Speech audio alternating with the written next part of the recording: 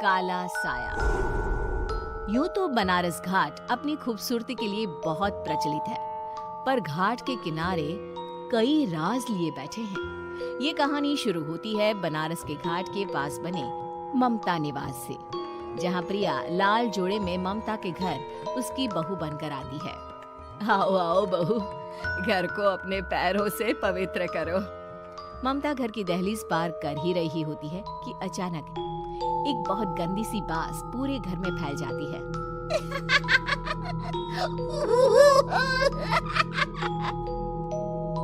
ये बदबू और ये आवाजें, ये कौन हंस रहा है माँ?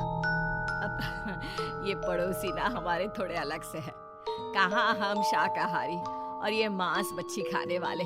छोड़, तू ध्यान मत दे और गृह प्रवेश कर। और हाँ बहू, अपनी सास की एक बात हमेशा याद रखना, इन पड़ोसियों से तो कभी बात नहीं करेगी। अच्छे लोग नहीं है ये। अपनी सास की ये बात मानेगी ना बेटा? हाँ माँ, जो आपकी मर्जी, मैं उनसे बात नहीं करूंगी। अगले दिन प्रिया अपनी पहली रसोई बनाने रसोई घर में जाती है। ये छोटी बात तो नाक में जा रही है। एक काम करती हूँ, खिड़की खोल देती हूँ। प्रिया खिड़की खोलने जाती है। इतने जाले, लगता है इस खिड़की को कभी खोला ही नहीं गया। पर ऐसा क्यों? ओह, नॉन वेज की स्मेल आती होगी ना। 2 मिनट के लिए खोल लेती हूँ, फिर बंद कर दूंगी। प्रिया खिड़की खोलती है। खिड़की खोलते ही उसकी नजर सामने वाले घर की खिड़की पर पड़ती है, जहाँ एक लड़की खड़ी होती है, हाथों में मेहंदी, लाल रंग की साड़ी, बिल्कुल सजी धजी, मानो प्रिया की तरह ही वो भी नई नवेली बहू हो। वो प्रिया को देखकर मुस्कुराती है। हे भगवान, माँ ने तो इनसे बात करने को मना किया था। प्रिया फौरन ही खिड़की बंद कर देती है और तवे पर चढ़े रोटी की ओर देखने लगती है, पर वहाँ रोटी न होकर मछली पड़ी होती है। ये क्या? पहली ही रसोई में इतनी बड़ी गलती। हे भगवान, अब मैं क्या करूं? प्रिया बहुत डर जाती है और फौरन रसोई की सफाई करने और फिर सभी के लिए खाना बनाने लग जाती है। जब वो सबको खाना परोसती है, सब तो ठीक है, मैं बेकार में चिंता कर रही थी।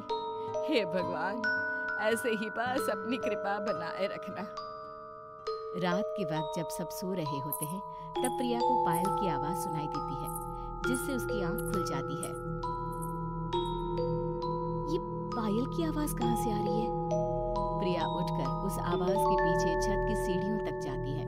तभी उसे बच्चे के रोने की आवाज आती है। प्रिया छत पर जाती है तो क्या देखती है?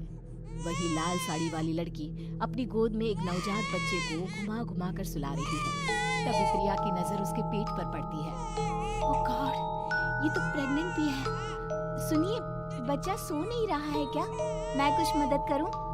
नहीं नहीं, आपके घर वालों को अच्छा नहीं लगेगा, मैं संभाल लूंगी। स्नेहा की गोद से बच्चा हाथ मारकर प्रिया की गोद में आने को छटपटाने लगता है। दोनों घर अगल बगल में बने होने के कारण प्रिया उस बच्चे को गोद में ले लेती है। प्रिया के पास आते ही वो सो जाता है। बच्चे का वो स्पर्श रात भर प्रिया भूल नहीं पाती और अगली सुबह वो छत पर कपड़े सुखा रही होती है। तभी उसे एक औरत इशारा करके बुलाती है। स्नेहा कह रही थी बाबू तुम्हारी गोद में आते ही सो गया। मैं गौरी, स्नेहा की माँ हूँ। बहू, घर आना, बाबू को खिला भी लेना। शाम को जब घर पर कोई नहीं रहता, बच्चे से मिलने के लिए प्रिया छिपकर अपनी पड़ोसन के घर चली जाती है और कुछ देर बच्चे को खिलाकर वापस लौट आती है। इसके कुछ दिन बाद ही प्रिया को पता चलता है कि वो माँ बनने वाली है। ममता की खुशी का ठिकाना नहीं रहता।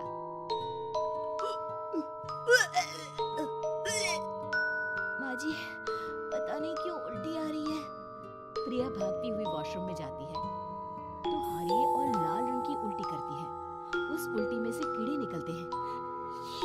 ये क्या? खून और ये कीड़े! माँ! माँ!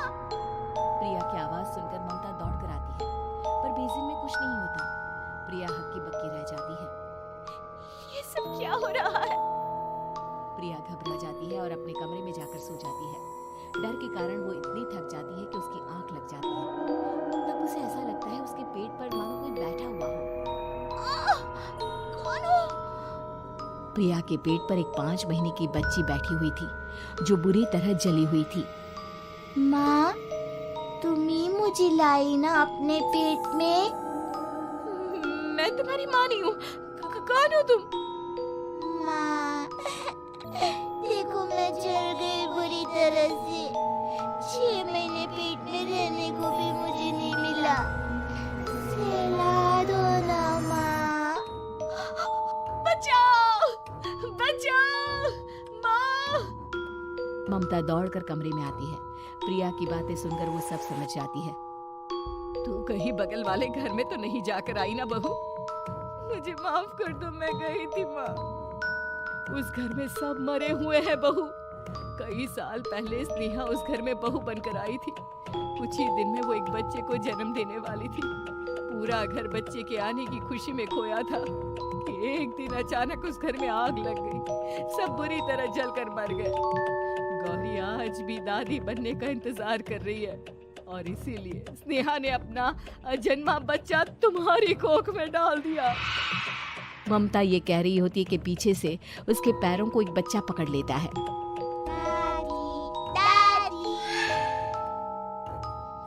माँ, स्नेहा की गोद में यही बच्चा था। ये बच्चा कौन है फिर? तेरी मौत है।